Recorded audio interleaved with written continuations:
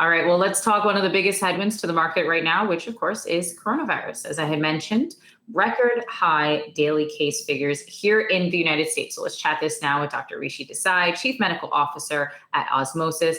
And Dr. Desai, just so everyone knows, formerly worked for the CDC. So, Doctor, we're seeing record high case counts here at home. We added 1 million cases in just the last 2 weeks. That already seems terrible. But do you think it's going to be getting worse? Yeah, I do. And in fact, if you notice, the case counts have been going up for about 5-6 weeks now, and deaths have started going up for the last 2 weeks. And so this is all very predictable. Deaths usually lag behind case counts by about a month. So now that we're seeing the deaths start to creep back up, what you can kind of fit in between cases and deaths is hospitalizations. So what we're about to see is hospitals are going to start getting filled up again. And with flu season around the corner, it's definitely going to get a lot worse. All right. So I guess I'm going to push here and try to get you to, I don't know if you have a number in mind, but I mean, how bad? We had 90,000 cases yesterday. We had 70,000 cases last week, a leap of 20,000. I mean, to say if we perhaps have 150,000 cases in one day in a matter of a week or two, is that implausible, or is that something that we absolutely could be looking at in the next couple of weeks? Absolutely could be looking at in about a month.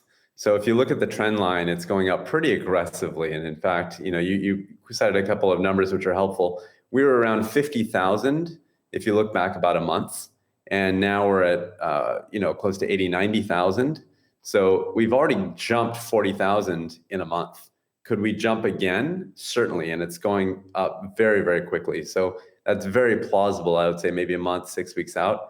That may be what we're looking at, unless we do something aggressive. And that would be essentially masks. Your former guest mentioned vaccines. That's not happening in the next 4 weeks. Let's be clear on that. And so really the only thing we have to look forward to is something like aggressive masks, a mask mandate, something that's really, really firm. And that just hasn't happened at the national level. So I'm really glad you mentioned that, Dr. Desai. Masks don't actually seem too aggressive to me. I think of lockdowns when I think of some really aggressive strategy. Of course, I'm not the doctor or public health official here. So we now have Belgium has just now imposed lockdowns. Germany, so Europe already starting to reimpose these lockdowns and restrictions we'd seen from a few months ago. El Paso had done it. Newark, New Jersey had actually imposed a curfew, but non-essential businesses had to close by 8 p.m.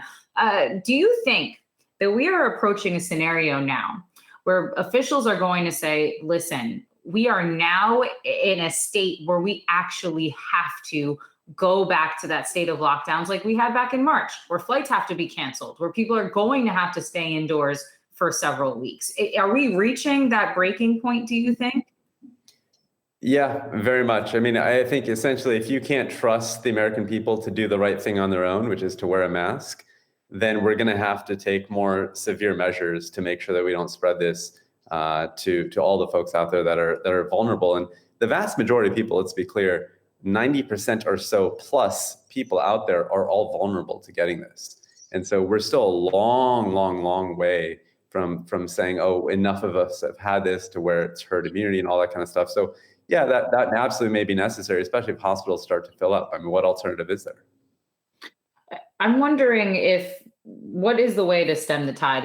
Can we do it just with wearing masks and imposing mask mandates, or making sure everyone absolutely wears them? So this 90,000, right, case count number that we have from yesterday, could we see that flip and reverse and go the other way, back down to 70, to 60, 50, etc.? As long as everyone is wearing their mask around the country? Is it really that simple? I have to ask, because It seems as if no one seems to be doing it. So is it that simple? We could turn this around just by wearing a mask.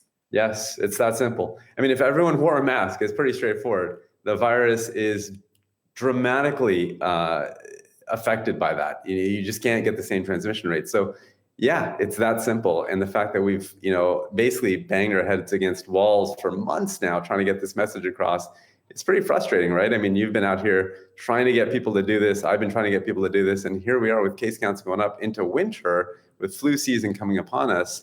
Yeah, it's pretty sad that it's that simple and it's that hard to get done. Okay. So as you mentioned, you keep mentioning the next thing that I want to talk to you about. Winter is coming, to borrow the phrase from Game of Thrones. We have flu season coming up. Everyone keeps talking about that.